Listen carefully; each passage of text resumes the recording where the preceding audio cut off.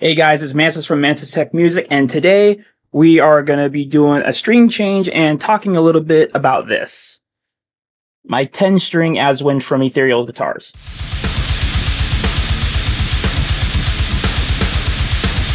Hey guys, it's Mantis from Mantis Tech Music, and today we are going to be doing a string change and a little bit of a cleanup on my 10-string Azwen from Ethereal Guitars.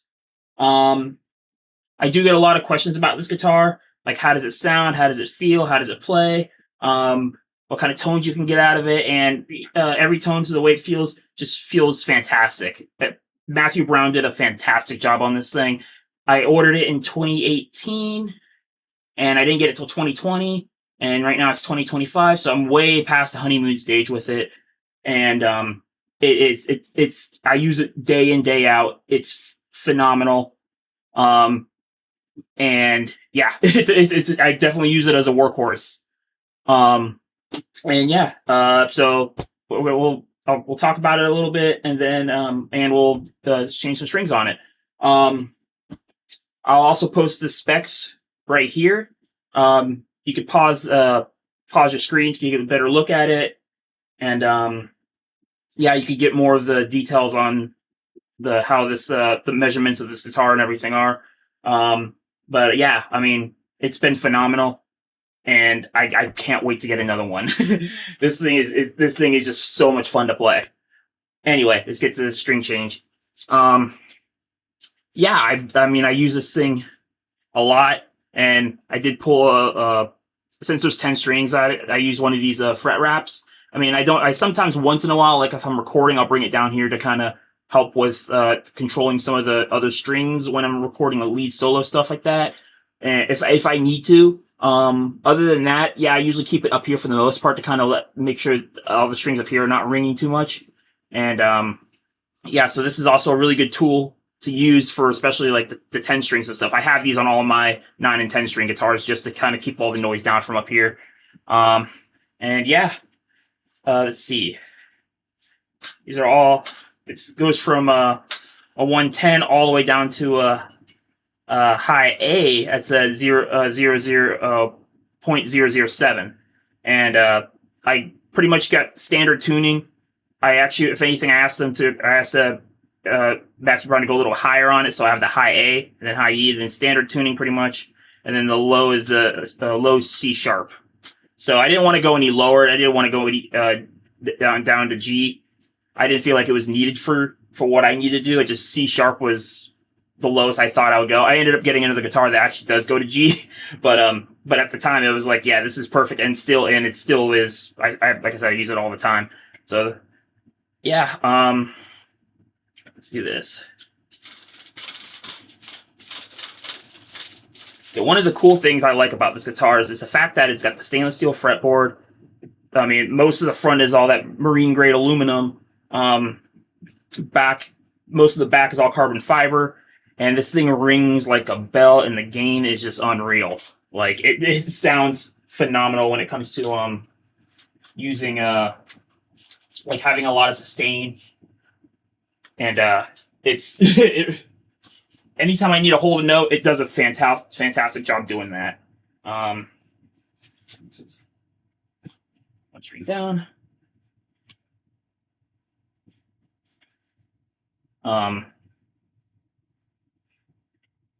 Yeah, so depending on how long this takes, I will time lapse this video a little bit, kind of skip through a lot of the noise. It's 10 freaking strings to change, so yeah, there's gonna be a lot of times where it's like I have really not much to say, and it's just gonna be a lot of rinse and repeat. So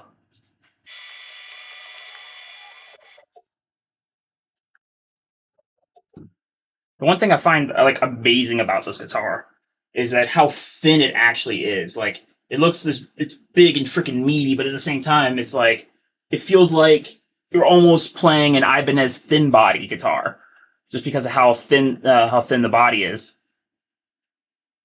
So it's kind of crazy, kind of like it's got some weight to it, and then it's just as thin as it is. It's a really interesting feel. Like, these lace pickups sound amazing. The lace Flex Bar 5.0, Death Bar 5.0, and oh my gosh, I'm so glad. I'm so happy I went with them, because just the sound you get out of them, and just the fact that the guitar tone stays out of that mud zone when it comes to the frequencies. And it's just the clarity is just freaking unreal. I actually ended up getting another set of these pickups for another 9-string I have, and also again it just sounds so freaking good in them. So I love the way those pickups sound for the cleans and distorted stuff. Since the fretboard's got a little bit of gunk on it, I'm gonna use some Windex actually. Get some of the gunk out that I got on it from the last couple times I played it. Yeah, this is actually one of the questions I did ask Matthew Brown about. I was like, hey, how do I clean this thing? And he's like, literally just, you could use a Windex. So I was like, okay, fair enough. I don't have to use any lemon oil or anything on the fretboard or anything, because it's all stainless steel. So don't have to worry about any of that with this guitar. Oh, and the other thing I find amazing about this guitar is that it stays in tune so well. Like the tuning stability is like.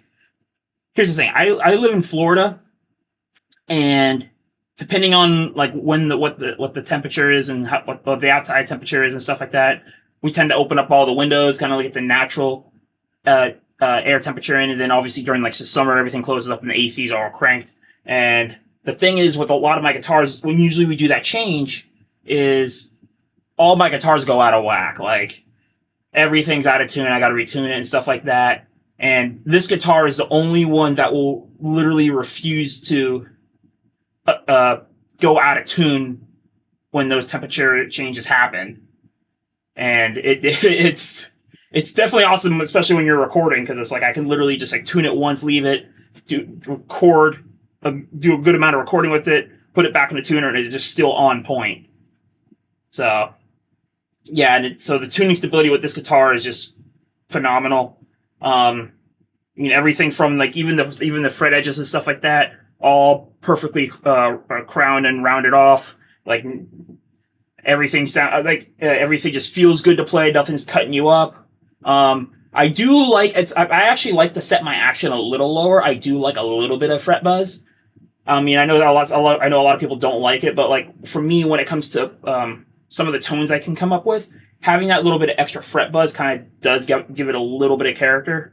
So, and it's also amazing how low the action can get set on this guitar and still not have any issues with just hitting any notes. So I can still get it a little as low as I want, get that little bit of extra fret buzz that I want, and still have no issue hitting any of the notes. Like everything still is, all the notes are more than playable.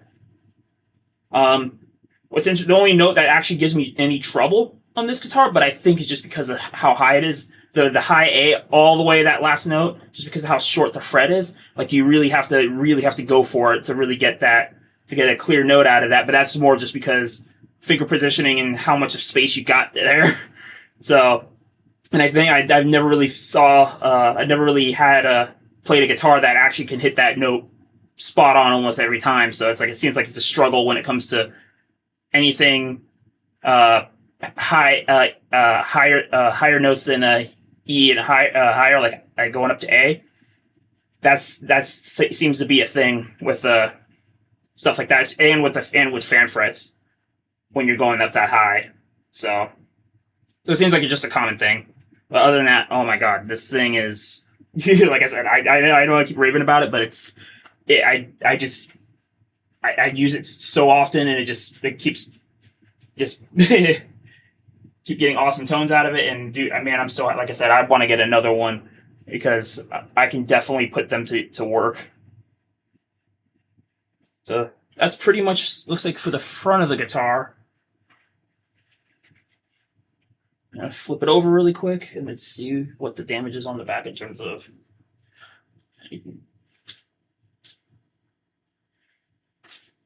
There we go.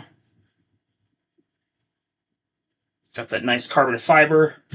It's got a little bit of resonance to it, so it's not completely like ringing like a bell with the with all the metal.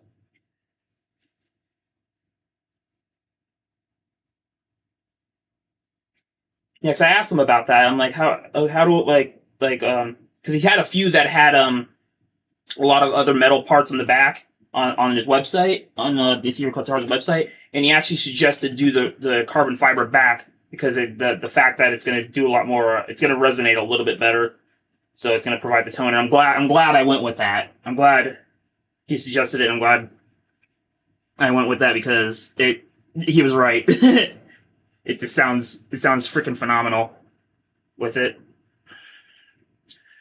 I'm not going to show any. I'm not going to do any. I'm not going to do any sound tests with it during this video. I'll probably do it on another video when I get a chance. Right now, I'm just kind of because I just got done with the client's project with this guitar, and I'm kind of prepping it for the next one. So once I get an opportunity to do like a sound test with it, in terms of like, I mean, give you the DI signal, give you some ideas of what it sounds like with distortion, what it does, what it sounds like with the cleans. Then I'll probably dedicate a separate video to that. But yeah, right now it's more of like a sort of like talk about it and not really so much not so much like a full on review, but you know I'm getting at. See, I don't know if you can see, but like, look how thin that is. If I can get a good angle on it for you. Like I said, it's almost like playing an Ibanez thin body, just how thin it is, but it's got some weight to it. There we go. Okay, now let's do some strings.